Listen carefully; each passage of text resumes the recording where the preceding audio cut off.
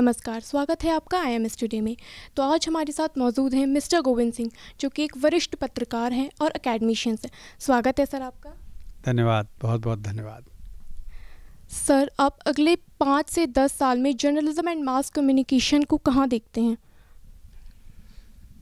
देखिए, जो जर्नलिज्म और मास कम्युनिकेशन है वो आज की तारीख में टेक्नोलॉजी पर बहुत डिपेंड होती जा रही है। काफ़ी हद तक आज से 40 साल पहले जब हमने पत्रकारिता शुरू की थी तब टेक्नोलॉजी इतनी ज़्यादा नहीं थी और बहुत कम टेक्नोलॉजी थी। जो कुछ था हमारे दिमाग में था या हमारी कलम में था, लिखना सबसे इम्पोर्टेंट था और टेक्नोलॉजी एज सच पत्रकारों के लिए नहीं थी। ज़्यादा से ज़्यादा जो है वो कैमरा था। कैमरा के लिए भी लोग जो है कैमरामैन ही होते थे, फोटोग्राफर होते थे। पत्रकार का काम सिर्फ जो है वो डायरी और पेन अपने हाथ में रखना होता था। तो आज की तारीख में काफ़ी कुछ बदल गया है। आज की तारीख में एक पत्रकार को जो है एक अच्छा लेखक होना ज़रूरी है, अच्छा वार्ताकार होना ज़रूरी है, अच्छा बोलना उसको चाहिए, वक्ता होना ज़रूरी है, अच्छा कैमरा पर्सन उसको होना चाहिए, अच्छा एडिटर होना चाहिए। तो एक तरह से सर्वगुण संपन्न जो है वो एक पत्रकार को होना पड़ता है और उसको अपना जो है कोई यूट्यूब में अपना कार्यक्रम देना है या यूट्यूब चैनल चलाना है या इवन अखबार में भी काम करना है, तब भी उसको टेक्नोलॉजी पर डिपेंडेंट होना बहुत ज़रूरी हो गया है। एक पत्रकार को जो है अपनी अखबार के लिए जो रिपोर्ट है उसके साथ ही साथ उसको अपनी वेबसाइट के लिए भी एक स्टोरी देनी होती है, साथ ही साथ कहीं कहीं से पीटीसी करके अपना चेहरा भी दिखाना होता है। तो अर्थात कहने का मतलब ये है कि बोलना, लिखना, पढ़ना सब कुछ आना चाहिए और टेक्नोलॉजी का नॉलेज भी होना चाहिए। तो आने वाले 5 साल में ये टेक्नोलॉजी का जो निर्भरता है हमारी वो और ज़्यादा होने वाली है, ख़ास करके तब जबकि आर्टिफिशियल इंटेलिजेंस जो है वो आ गई है।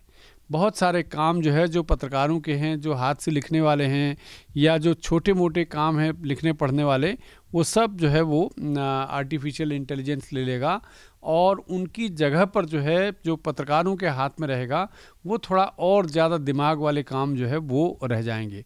इसलिए दिमाग के काम जो है वो ज़्यादा इम्पोर्टेंट हो जाएंगे आने वाले 5 साल में और टेक्नोलॉजी पर डिपेंडेंस तो रहेगी। सर, न्यू एजुकेशन पॉलिसी में journalism and mass communication field में क्या क्या चेंजेस देखने को मिलेंगे? हाँ, तो जो अभी तक हमारे यहाँ जो जर्नलिज्म और मास कम्युनिकेशन का सिलेबस होता था वो ज़्यादातर स्किल ओरिएंटेड था। पत्रकार बनाने वाला जो काम था वो था, यानी पत्रकारिता ही उसमें मेनली जो है उसका जो मुख्य हिस्सा था वो पत्रकारिता थी और कैसे रिपोर्टिंग की जाए, कैसे एडिटिंग की जाए, कैसे लिखा जाए, कैसे प्रूफ रीडिंग हो, इस तरह के काम ही ज़्यादातर सिखाए जाते थे। तो अब आने वाले समय में ख़ास करके न्यू एजुकेशन पॉलिसी के हिसाब से ये जो मामला है वो काफ़ी बदल रहा है और काफ़ी बड़ा हो रहा है, काफ़ी विस्तार इसको मिल गया है। मास कम्युनिकेशन अब केवल जर्नलिज्म नहीं रहा, मास कम्युनिकेशन का जो फील्ड है वो बहुत बड़ा हो गया है। जो न्यूज़पेपर इंडस्ट्री होती थी कुछ साल पहले तक, या बल्कि एक कुटीर उद्योग की तरह से अखबार काम करते थे, वो अब आने वाले समय में एक मीडिया एंड एंटरटेनमेंट इंडस्ट्री बन गई है। 4.5 लाख करोड़ की इंडस्ट्री ये बन गई है और इसमें फिल्म भी है, OTT भी है, टेलीविज़न भी है, अखबार भी हैं, रेडियो भी है, पॉडकास्ट है, तो हर चीज़ उसमें शामिल हो गई है। तो इसलिए अब एक तरह से जो पढ़ाई होगी उसमें भी काफ़ी बदलाव आने वाला है।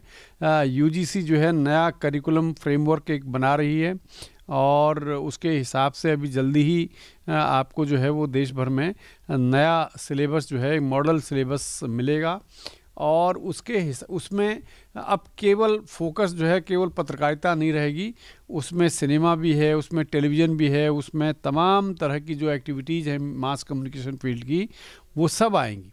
तो इसलिए मेरे ख्याल से विस्तार इसकी सबसे बड़ी विशेषता है और बहुत विस्तार होने वाला है शिक्षा में। Sir, journalism and mass communication में रिसर्च